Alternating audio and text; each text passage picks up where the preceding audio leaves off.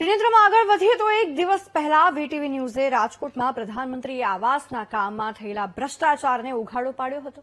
રાજકોટ મહાનગરપાલિકાના સત્તાધીશોની પોલમપોલ ખોલી નાખી હતી. પરંતુ આપણે ત્યાં કહેવાય છે ને કે કાગડા તો બધે કાળા જ હોય છે. આવું જ કંઈક વડોદરામાંથી પણ સામે આવ્યું છે, જ્યાં તો મકાન ફાળવાયા વગર જ ખંડેર બની ગયા. બોલો કેવું છે આ કડવું સત્ય, આવો બતાવીએ.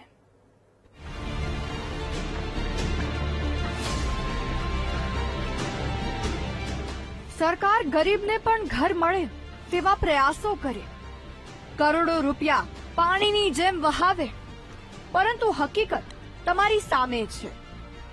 જે આવાસ બનાવીને ફાળવાયા તેમાં ભ્રષ્ટાચાર થયો, જ્યારે બીજી તરફ આવાસ ન ફાળવાતા ખંડેર બની ગયા. કાગડા બધે જ કાળા.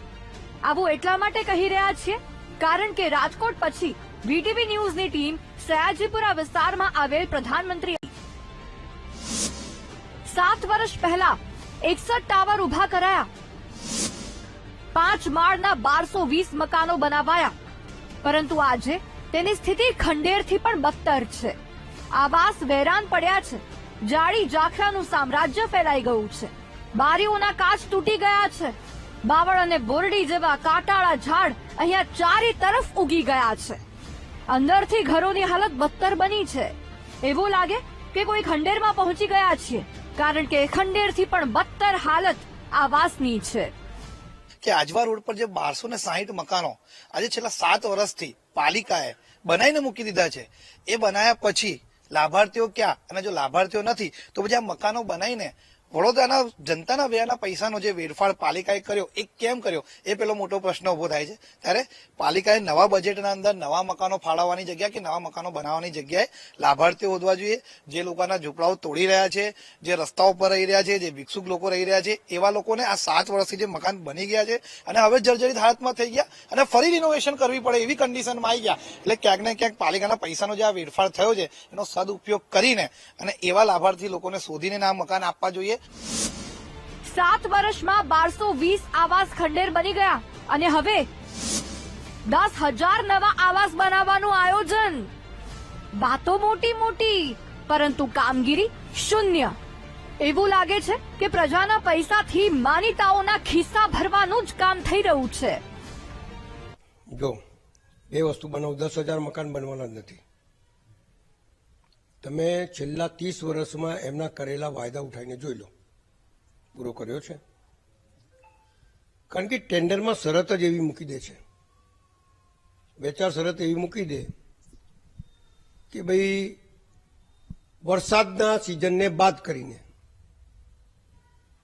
હવે વરસાદના સિઝનને બાદ કરો, 2 વર્ષ કે 3 વર્ષનો કોન્ટ્રાક્ટ થઈ જાય તો 6 વર્ષ થઈ ગયા ઓટોમેટિક.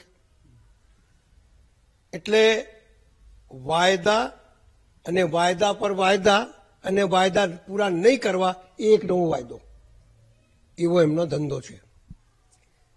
એટલે રંગીન ચશ્મા પહેરાવીને રંગીન સપના દેખાડ્યા છે, પણ એ થવાનું નથી. આપ વિચાર કરો, 10,000 મકાન 1 વર્ષમાં પૂરું થાય? નહીં થાય. પછી પૈસા કાં છે? ઘર મેં નહીં એ દાને और अम्मा चली बुझाने, એવો હાલ છે આ તો. હવે સવાલ જ્યારે 3,000 મકાન ખાલી હોય લગભગ, તો 10,000 બનાવવાની શું જરૂર છે? પેલા 3,000 તો પૂરા કરો. પેલી સાઈડે જે મકાન બનાવ્યા છે કેમ નહીં આપ્યા તમે 3,000? તો મોટા મોટા બિલ્ડરોની સાઈડ ચાલતી હતી, ત્યાં ગરીબ માણસ રહેવા જાય તો પેલાની સાઈડ નહીં વેચાય, એટલા માટે આ મકાનો નથી આપ્યા. એટલે ભ્રષ્ટાચાર અને ભ્રષ્ટાચાર પર ભ્રષ્ટાચાર જે થઈ રહ્યું છે, જેના લીધે ગરીબ માણસ હેરાન થાય છે. ગરીબ માણસની વાત કરવાની અને ગરીબને હેરાન કરવાનું આ એમનો ધંધો છે.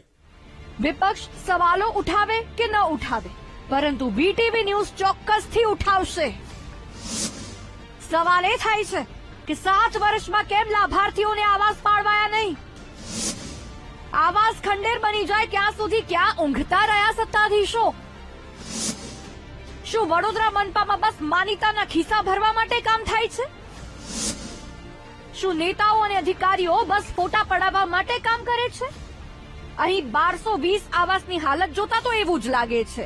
ત્યારે ક્યાં સુધી પ્રજાના પૈસાનો આવી રીતે ખંડેર બનાવવા ઉપયોગ થાય છે તે જોવું રહ્યું.